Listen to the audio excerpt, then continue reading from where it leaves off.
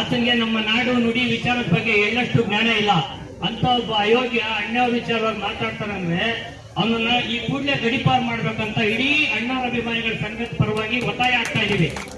ಆಮೇಲೆ ಅಖಿಲ ಕರ್ನಾಟಕ ಡಾಕ್ಟರ್ ರಾಜ್ಕುಮಾರ್ ಅಭಿಮಾನಿ ಸಂಘದ ಅಧ್ಯಕ್ಷರಾದ ಸಾರಾ ಗೋವಿಂದ್ ಅವರಿಗೆ ಇಡೀ ನಾಡಿನ ಎಲ್ಲ ಉದ್ದಗಲಕ್ಕೂ ಬೆಂಬಲ ಇದೆ. ಸಾರಾ ಗೋವಿಂದ್ ಅವರು ಯಾವುದೇ ಕಾರಣಕ್ಕೂ ಧೃತಿಗೆಡಬಾರ್ದು, ಅವರೊಂದಿಗೆ ನಾವಿರ್ತೀವಿ.